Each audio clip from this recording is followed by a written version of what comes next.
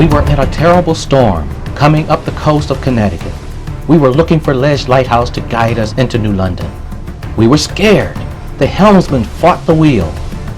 And then came the cry, "Ledge light to starboard!" And we all saw it. When you've been out at sea in a storm, you know what that lighthouse means. It says, you are home. You are safe.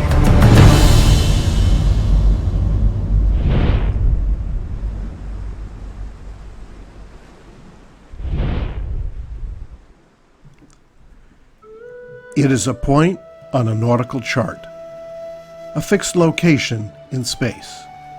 Latitude 41 degrees 18 minutes north, longitude 72 degrees 5 minutes west. It is a building, a man-made island out in the middle of the sea, an aid to navigation whose four corners mark the points of the compass. It is a remote place of haunting beauty, a home to men, a place of dreams. It is a lonely sentinel off the shores of New London and Groton. For more than 100 years, Ledge Light's beacon has shone through the darkness, guiding mariners to safety. Its story begins at the start of the 20th century. At that time, the port of New London was changing from one of sailing ships to a growing harbor with new industries and more boats. The lighthouse service realized that the harbor light was blocked by land. In 1903, they recommended a second light be built out in Fisher's Island Sound. Along with Race Rock and Harbor Light, the new lighthouse would mark a safe passage into New London Harbor. At that time, most lighthouses were simple metal cans, easy to make, easy to tow into position, easy to assemble. But two wealthy, powerful men of the area, Edward Harkness with his estate in Waterford, and Morton Plant with his on Avery Point in Groton, used their influence to ask for something prettier to look at, something that would reflect the grandeur of their own homes and the elegance of the era. The architects went to work.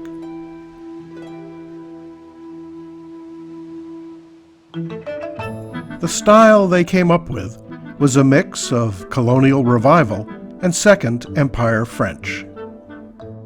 The resourceful Groton builder Thomas Scott and his divers created the underwater foundation, a remarkable engineering feat. He died before Ledge Light was completed. Upon this sturdy base, the Chaplain Douglas Company of New London built the lighthouse itself. Ledge Light is unique. There is no other lighthouse like it.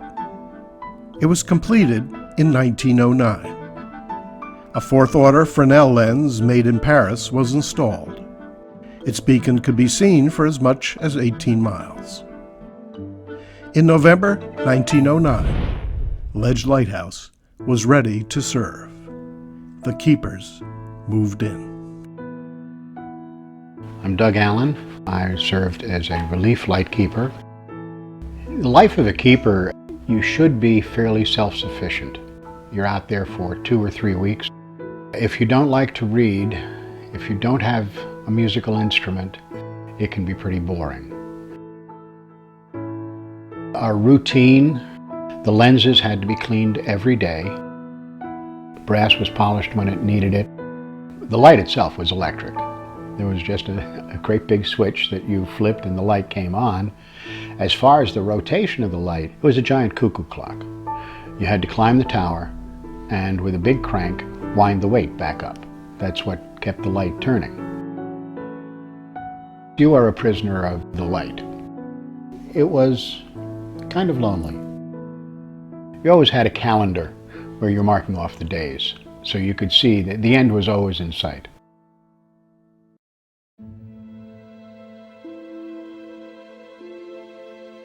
According to legend, for one keeper, Ledge Light was a tragic place. The story goes that in the 1920s or 30s, a keeper named Ernie heard one day that his wife had run off with the captain of the Block Island ferry. a boat that passed by him every day. Left behind, out on the light, Ernie could only brood. One day, according to legend, Ernie snapped. He climbed the stairs, went out to the roof, walked to the edge, and jumped. His body was never found.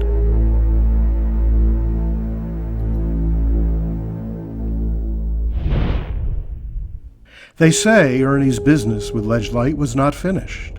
They say Ernie haunts the lighthouse to this day. Some hear strange whisperings. The foghorn comes on when it's sunny. Boats become untied. Strange things happen out on Ledge Light. It's hard to find Ernie in the historical records, but it hardly matters. Ernie is part of the folklore of the lighthouse, part of what makes Ledge Light unique. He is as real as we want him to be.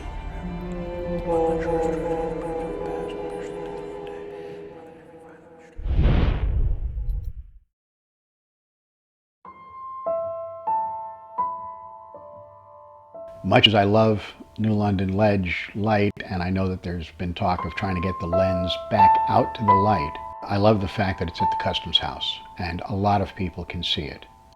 They're works of art. They're more than just functional. The lighthouses are such great architectural works, and there's so many different kinds.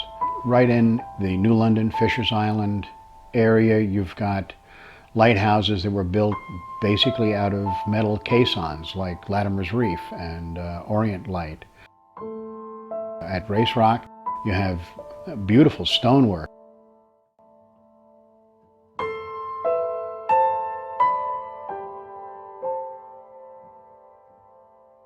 New London Ledge, to my knowledge, is the only one built in French Revival style.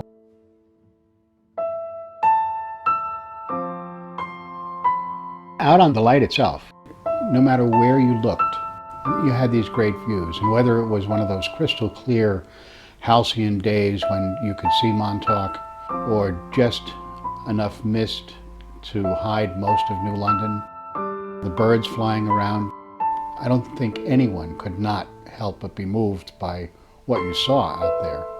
Sometimes it might relieve some of your loneliness, sometimes it would accent it.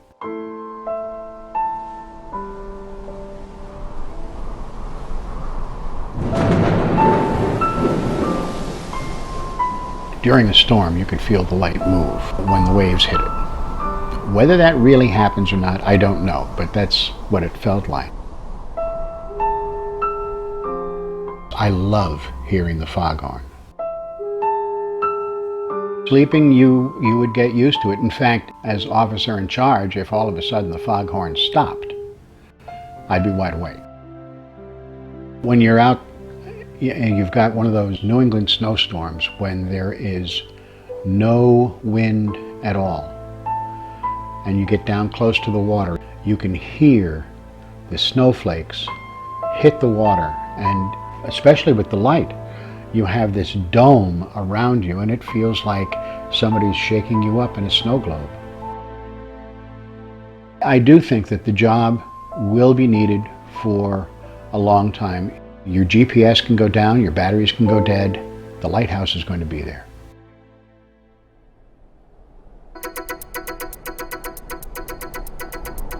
Ledge Light faced its biggest challenge on September 21st, 1938, when a huge hurricane swept across New England with sudden violence. The men at the light could only look on in shock as the wind and seas attacked. Huge waves rolled in. Water came in the front door. The men fled to higher ground. The waves grew bigger, hitting the second floor, even breaking over the roof. The men went all the way to the lantern room, where they looked out at a nightmare. They kept the light lit, guiding boats through the hurricane. Through the worst storm the area has ever seen, Ledge Lighthouse did its job.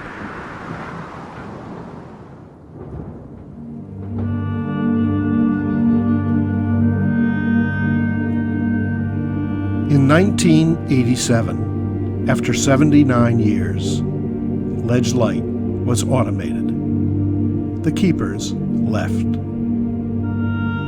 The lighthouse was abandoned, left to the wind and waves, ice and rain. The men who gave this building life were gone.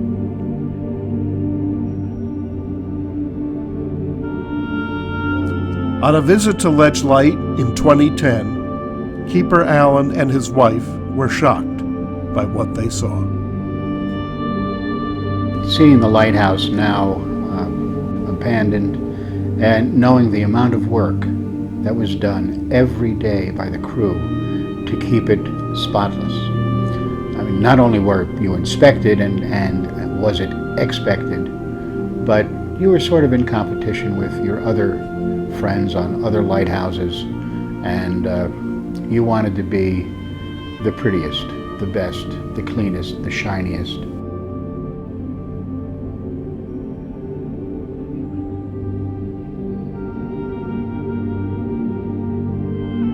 Seeing the way it looks now saddens me terribly, because you have to think of all the people from 1909 onward who took care of that light, who took pride in how it looked on the inside and the outside, who knew how valuable a service that lighthouse provided.